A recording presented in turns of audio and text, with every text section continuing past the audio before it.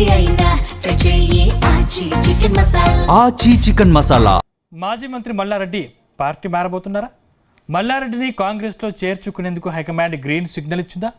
అందుకే సీఎం రేవంత్ రెడ్డి కేసీఆర్ను ఓ రేంజ్లో తిట్టినా మల్లారెడ్డి స్పందించలేదని గులాబీ శ్రేణులు భావిస్తున్నాయా? అయితే మల్లారెడ్డి విషయంలో ఇన్నాళ్ళు సైలెంట్గా ఉన్న గులాబీ నేతలు ఇప్పుడు మాత్రం సోషల్ మీడియాలో ఓ ఆట ఆడుకుంటున్నారా? అయినా మల్లారెడ్డి మాత్రం బీఆర్ఎస్కు వ్యతిరేకంగా ఒక్క ప్రకటన చేయకపోవడంతో గులాబీ లీడర్లు తలలు పట్టుకుంటున్నారా? మరి మల్లారెడ్డి మౌనం దేనికి సంకేతం? Let's watch the story.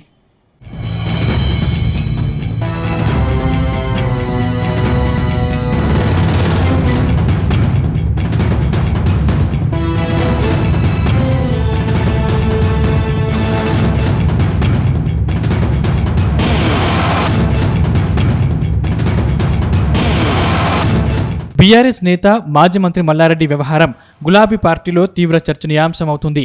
MLA Chamakura Mallareddy party మారబోతున్నారని జోరుగా ప్రచారం సాగుతుంది. ఇటీవల మేడ్చల్ జిల్లా పర్యటనలో సీఎం రేవంత్ రెడ్డి గులాబీ బాస్ కేసీఆర్ను టార్గెట్ చేశారు. అందశ్రీ ప్రోగ్రాంలో మాజీ సీఎం కేసీఆర్ తీరుపై తీవ్రస్థాయిలో విరుచుకుపడ్డారు. గజ్వెల్లోనే సమాధి చేస్తానంటూ సవాల్ సైతం విసిరారు. కానీ సీఎం వెనుకాలే ఉన్న మల్లారెడ్డి మాత్రం కనీసం స్పందించలేదు.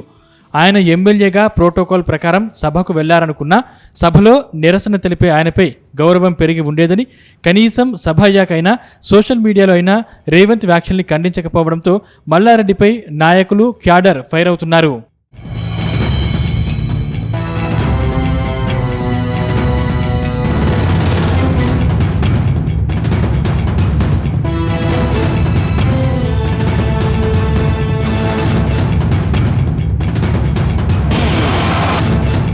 వాస్తవానికి మాజీ మంత్రి మల్లారెడ్డి గులాబీ పార్టీతో చాలా కాలంగా అంటిముట్టినట్టుగా వ్యవహరిస్తున్నారు. ఇటీవల KTR greater Hyderabad party meetings ఏర్పాటు చేసినా హాజరు కాలేదు. పార్టీ ఆఫీస్కు కూడా దూరంగానే ఉంటూ వస్తున్నారు. కానీ తాజాగా బీఆర్ఎస్ యువ సంగ్రామ సభకు డుమ్మా కొట్టిన మల్లారెడ్డి సీఎం రేవంత్ రెడ్డి మీటింగ్కు హాజరయ్యారు. అటు కాంగ్రెస్ నేతలతో సమానంగా సీఎంకు బొకేలు ఇచ్చి వెల్కమ్ చెప్పడం, రేవంత్ చేసిన వ్యాఖ్యల్ని ఖండించకపోవడం ఇప్పుడు చర్చనీయాంశంగా మారింది. దాంతో ఆయన పార్టీ మార్పు ఖాయమని జోరుగా ప్రచారం సాగుతుంది. కానీ ఆయన మాత్రం ప్రోటోకాల్ ప్రకారమే సీఎం సభకు వచ్చానని, పార్టీ మారే ఆలోచన లేదని అంటున్నారు. అయితే మల్లారెడ్డి కామెంట్స్ను బీఆర్ఎస్ నేతలే నమ్మడం లేదు. అందుకే మల్లారెడ్డిని బీఆర్ఎస్ నేతలు సోషల్ మీడియా టార్గెట్ చేసినట్టు తెలుస్తోంది.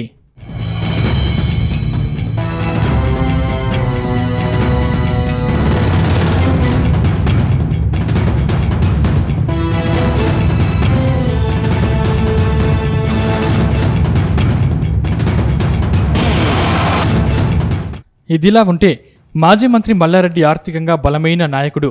అన్ని పార్టీల్లోనూ ఆయనకు పరిచయాలు ఉన్నాయి. ఆ మధ్య ప్రధాని మోదీతో మల్లారెడ్డి కుటుంబం భేటీ కావడం, ఆయన కోడలు ప్రీతిరెడ్డి రాజకీయ వ్యాఖ్యల తర్వాత మల్లారెడ్డి ఫ్యామిలీ బీజేపీ తీర్థం పుచ్చుకుంటుందని అంతా భావించారు. కానీ అప్పట్లో వెనక్కి తగ్గారు. ఇప్పుడు మాత్రం మల్లారెడ్డి పార్టీ మారేందుకే మొగ్గు చూపుతున్నారన్న అభిప్రాయం వినిపిస్తుంది.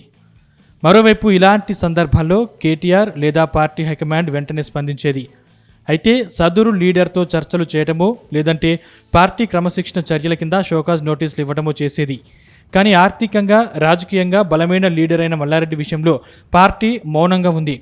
అదే ఇతర కులానికి చెందిన ఆర్థికంగా వెనుకబడ్డ నాయకుడు ఇలా చేస్తే ఇప్పటికే నోటీసులు పంపకపోయేవారా అన్న చర్చ కూడా బీఆర్ఎస్లోనూ జోరుగా సాగుతుంది.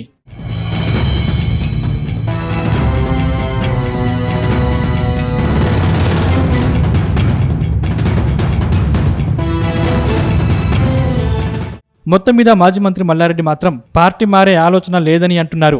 అవసరమైతే రాజకీయాలకు గుడ్ బై చెప్తాను కానీ పార్టీ మారనంటూ ప్రకటించారు. కానీ రేపటి రోజున రాజకీయ సమీకరణాలు మారి కాంగ్రెస్ లేదా బీజేపీ కంటే బీఆర్ఎస్ పార్టీయే తమ భవిష్యత్తుకు బెటర్ అని మల్లారెడ్డి భావిస్తే ఆయన పార్టీ మారాలనే ఆలోచనను పక్కన పెట్టి మళ్లీ బీఆర్ఎస్లోనే కొనసాగే అవకాశం ఉందని అంటున్నారు.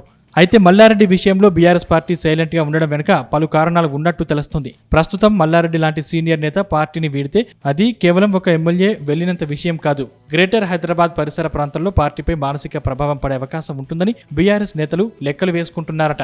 దాంతో త్వరలో జరిగే జీహెచ్ఎంసీ ఎన్నికలపై ఈ ప్రభావం చూపే అవకాశం ఉందని భావిస్తున్నారట.